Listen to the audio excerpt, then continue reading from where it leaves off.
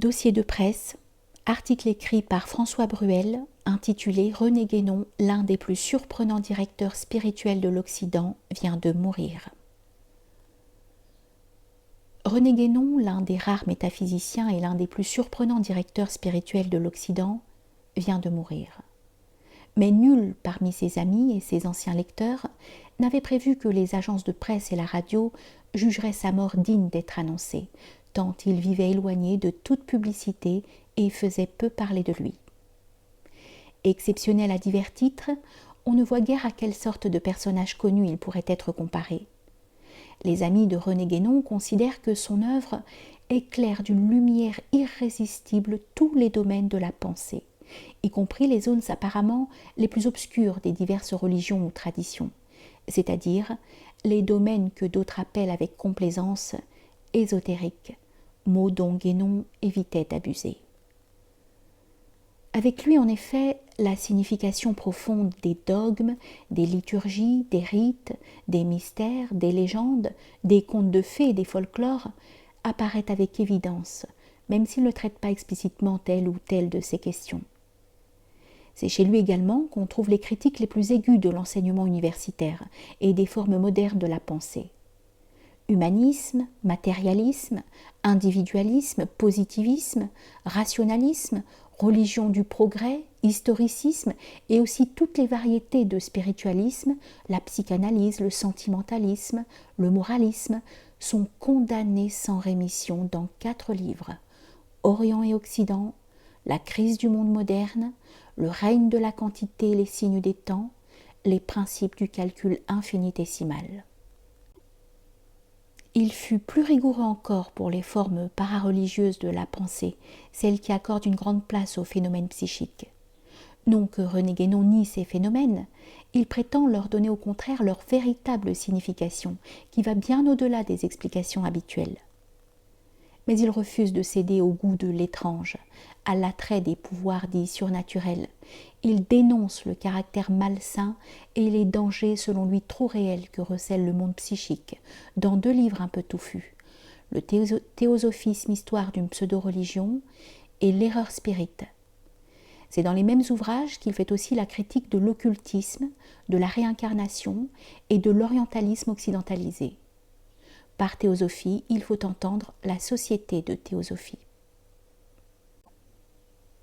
Parce que René Guénon se situe hors des sentiers habituels sur les hauts sommets de la pensée, il est difficile sans le trahir de résumer en quelques mots ses principaux écrits. Disons, si l'on veut, que René Guénon est pour toutes les orthodoxies contre toutes les hérésies, que René Guénon est pour toutes les orthodoxies et contre toutes les hérésies. Il rejette comme un non-sens le souci de l'originalité.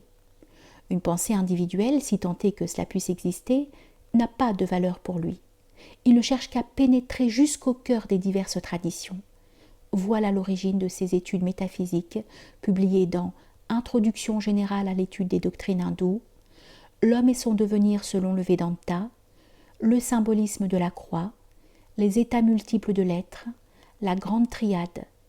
Ce dernier ouvrage concerne le taoïsme. Quant au symbolisme de la croix, il examine les états multiples de l'être à l'aide d'un symbolisme géométrique. René Guénon a choisi ces exemples de préférence dans les traditions orientales pour diverses raisons, et aussi parce qu'il est difficile de toucher aux points fondamentaux du christianisme sans provoquer en Occident des polémiques extrêmement virulentes. Mais il rejette le syncrétisme et ses travaux n'ont rien de commun avec les études de religion comparée. Il établit des rapprochements et il note des ressemblances entre diverses traditions, mais il considère celles-ci avant tout dans leurs principes communs. Les traditions ne sont pas interchangeables. Chacune d'elles forme un tout organique dont on ne peut rien distraire ou déplacer. À l'aide du peu qui précède, on comprendra que dans les temps inquiets qu'ont vécu les dernières générations, René Guénon, s'il s'y était prêté, eût pu devenir, comme tant d'autres, mieux que beaucoup d'autres, une vedette de la spiritualité. Vu de l'extérieur, il semblait dominer toutes les graves questions et détenir les secrets ultimes de la destinée humaine. C'est lui qui a su apporter les indications les plus claires sur la vraie nature de l'initiation et calmer un peu les dérèglements de l'imagination et du corps auxquels ce sujet donnait lieu. Les aperçus sur l'initiation ne concernent d'ailleurs pas un sujet secondaire. Pour Guénon, l'on accède à la connaissance par l'intuition intellectuelle, plus exactement par la réalisation métaphysique, qui n'a rien à voir avec l'intellectualisme. D'aucuns ont cru que Guénon entendait par intuition intellectuelle une sorte de connaissance mystique, mais il a souvent protesté contre cette allégation. On ne saurait, selon lui, confondre les effusions mystiques, dont il admet qu'elles peuvent avoir une valeur relative, et le travail initiatique effectué sous une autorité régulière, selon un symbolisme et des rites exacts qui mettent en jeu l'influence spirituelle de la tradition à laquelle on appartient. Ce travail modifie profondément l'être et lui donne une densité psychique et spirituelle dont l'homme moderne n'a plus idée, mais dont il peut avoir les effets secondaires dans les manifestations artistiques de certaines époques, et même chez des peuples dégénérés. En revanche, s'il n'est pas fait dans les règles sous le contrôle d'une tradition authentique, ce travail présente les plus grands dangers. Des organisations initiatiques régulières subsistent de manière apparente dans toutes les traditions. Il n'y a de doute que pour le seul christianisme. Les organisations initiatiques du Moyen-Âge ont-elles toutes disparu ou bien en est-il de légitimes ? René Guénon, dans ses ouvrages, n'a pas toujours répondu avec la clarté que le lecteur souhaiterait à cette question délicate. Au reste, nous n'avons plus la place dans cet article d'examiner ce point particulier. Bornons-nous à remarquer que René Guénon, adversaire déclaré des originalités, des sectes, des hérésies, n'a jamais accepté de créer un groupement. Il n'a même pas autorisé la constitution d'une société des amis de René Guénon. Il n'a pas cédé non plus à la tentation du prosélytisme, n'a pas cherché à gagner qui que ce soit dans quoi que ce soit. Il s'est borné à écrire pour ceux, connus ou inconnus, qui attendaient de lui des éclaircissements. Cette fonction d'auteur était centrée depuis de longues années sur la revue Études traditionnelles, précédemment Le Voile d'Isis, dont le secrétaire, M. Jean Rayor, nous dit qu'elle continuera de paraître en respectant l'orientation que lui avait donnée René Guénon. Mais après la guerre, Guénon a vu son influence s'étendre quelque peu. L'éditeur Gallimard a créé une nouvelle collection à son intention et pour des auteurs en accord avec lui, notamment messieurs Fridtjof Schuon, René Allard, Ananda Coomaraswamy, aujourd'hui décédé.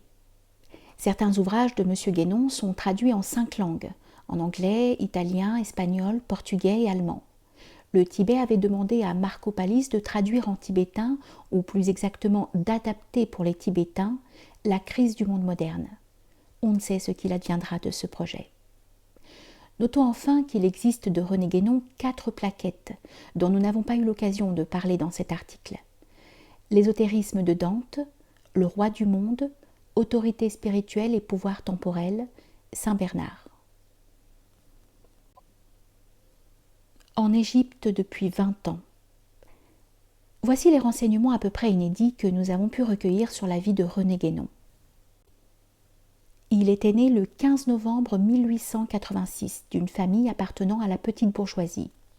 Vers l'âge de 16 ans, il vint à Paris où il prépara une licence de mathématiques. Mais son instruction fut double.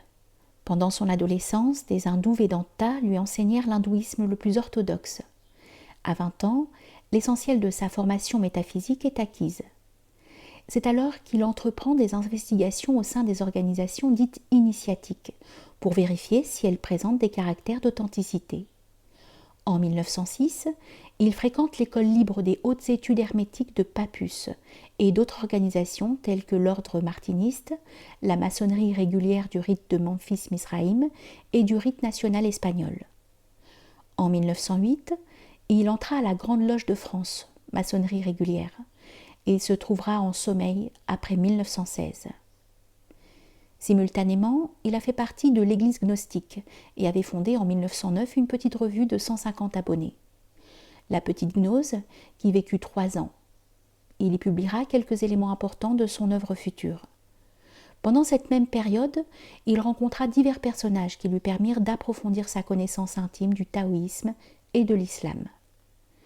Ayant adhéré à l'islam, il devint en 1912 membre d'une organisation soufique.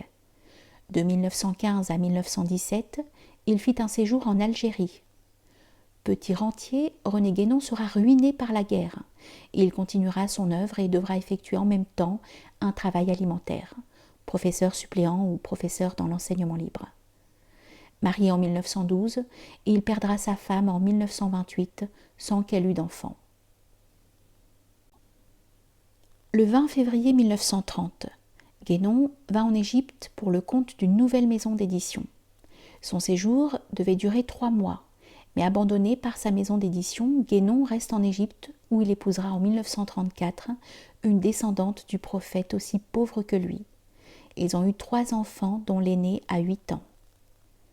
C'est du Caire, où il vivait très discrètement et très modestement, qu'il fit publier à Paris la suite de son œuvre et qu'il rédigea la longue série d'articles des études traditionnelles, dont le dernier parut dans le numéro d'octobre-novembre 1950 sous le titre « Cérémonialisme et esthétisme ».